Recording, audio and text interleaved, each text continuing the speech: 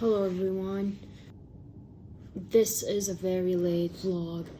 I have a headache and it's just 1:30 a.m. Today I'll talk about the book, the Adweek Copywriting Handbook. I will make other videos, like a video specifically recommending the best copywriting books you need to study. And today I'm going to discuss this.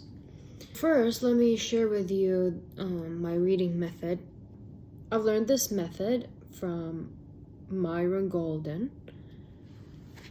And on the sticky notes, you don't write quotes. You don't write quotes from the book.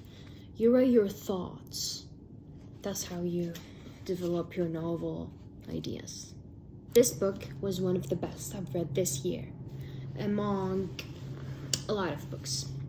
The takeaway from this book is you need to, let's say, your personality. So the personality of a copywriter is different than a lot of people. Yesterday I was listening to someone, a copywriter. He said salespeople, like sales closers, tend to be more extroverted, and copywriters tend to be, and as expected, introverts, because they're just writers. You're writing behind a screen. Even though you have to do sales calls sometimes, even like, especially if you're a freelancer.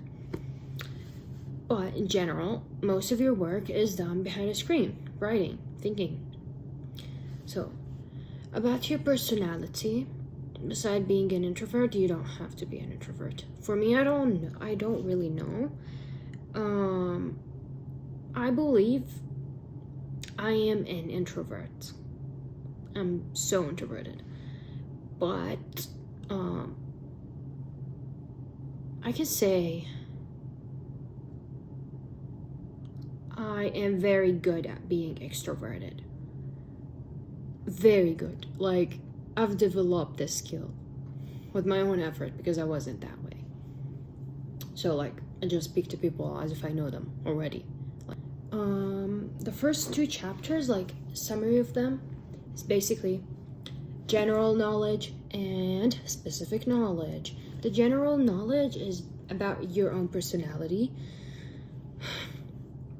So having many interests, hobbies, knowledge, interest, like different topics. In general, being curious, having a lot of information you can relate to, stories. Yeah, in general, you need to be curious in order to be a good copywriter, because it's just about idea generation, novel ideas, and being able to tie these ideas and relate to them.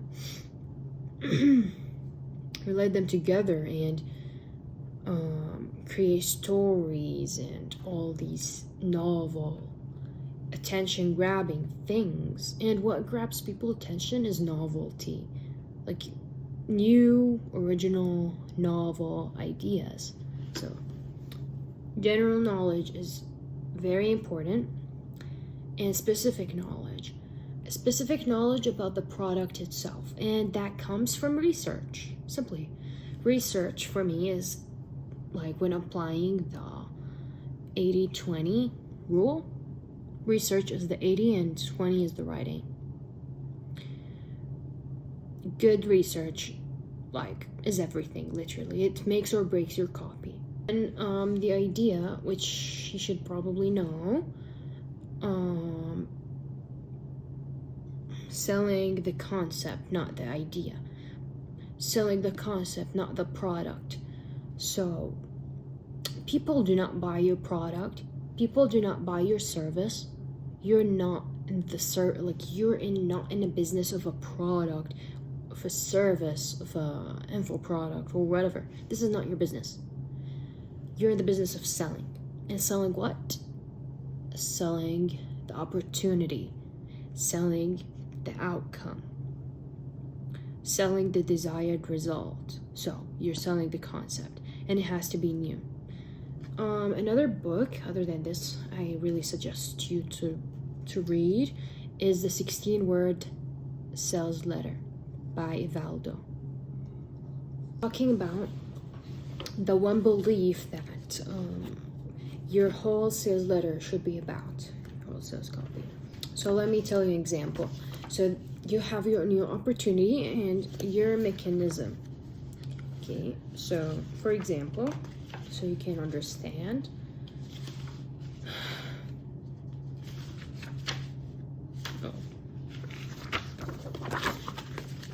The one belief for Subway, you know, the Subway, the fast food, healthy fast food restaurant. Eating health, okay. So there's the new opportunity, there's the desire, and there's the new mechanism here. So you have the new opportunity, eating healthy fast food. To achieve the desire is the key to losing weight. So the new opportunity and desire. Eating healthy food is the key to losing weight. And the new mechanism is your own product, okay? Your own vehicle. So your new mechanism, it's attainable only through a diet based on Subway sandwiches. So you need to create, you need to have this one belief for every sales letter you have. It has to be new opportunity. In order just to sell well, you need to have a unique selling proposition, okay? New, novel. Like painting. Having a shark painting in your room is the key to becoming a multi-millionaire. It's only attainable through me. And if you want to buy it, comment your email and I'll sell it to you for $1,000. Concept of the one belief in the 16 word sales letter. So that's it. Let's say Febreze. Adding a pleasant smell at the end of your cleaning routine is the key to keeping your home looking fresh and clean, and it's attainable only through Febreze Auto Clear technology. So there's a new opportunity, desire, new mechanism. Okay, so that's selling the concept, not the product, because nobody cares about you. Nobody cares about your product. Nobody cares about your service. Nobody cares at all. People don't even like to feel that they're being sold. So you are selling their benefit, not yours. So there's this new novel concept which is called incubation. Not many people really talk about this when it comes to copywriting. So the incubation is, here in my notes, is the subconscious activity of processing the data and running it through your mental copy filters.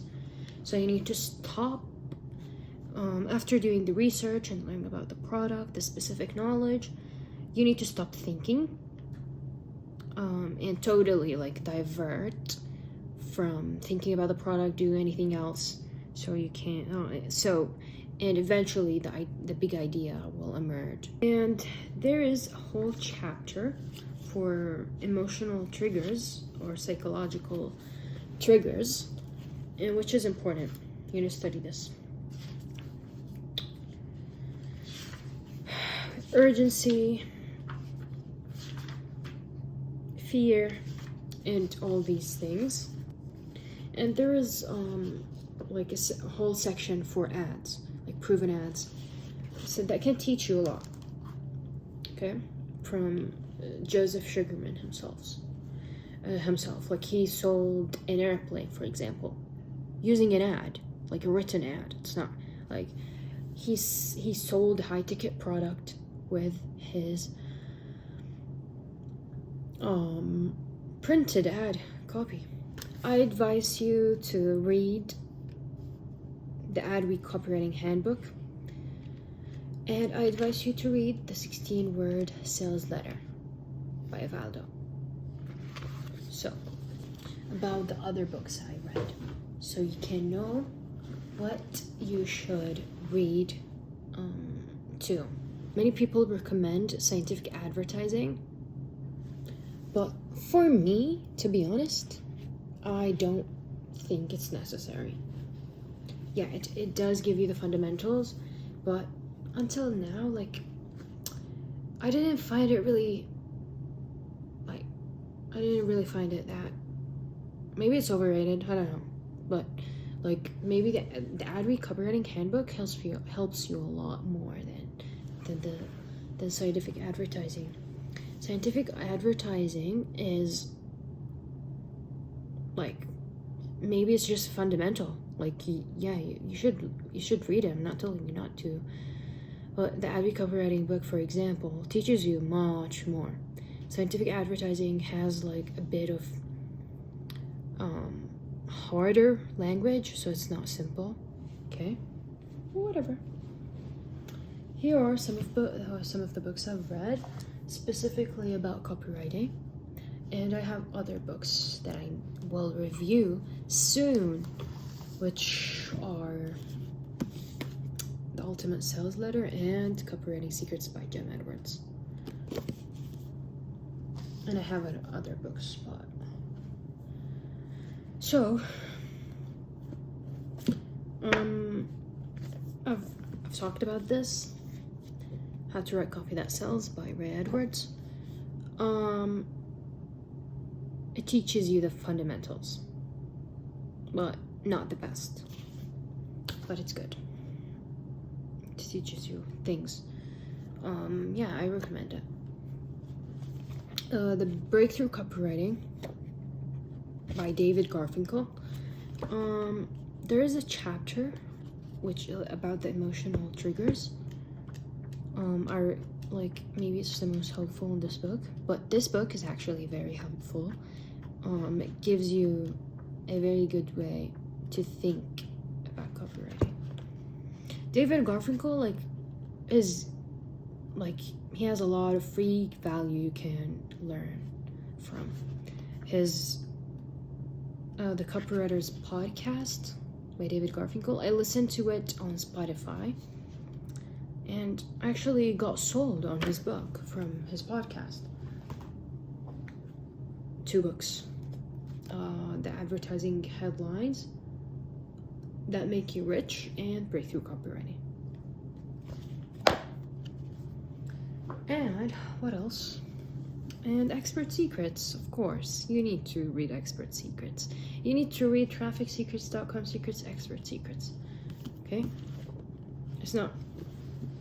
Funnels are just essential. It's not just a choice to learn about funnels and specifically about copywriting in this book. These were my recommendations in this video. I hope you learned something. I have a headache and it's too late. It's 2 a.m. So I think I will post this video and just go to sleep.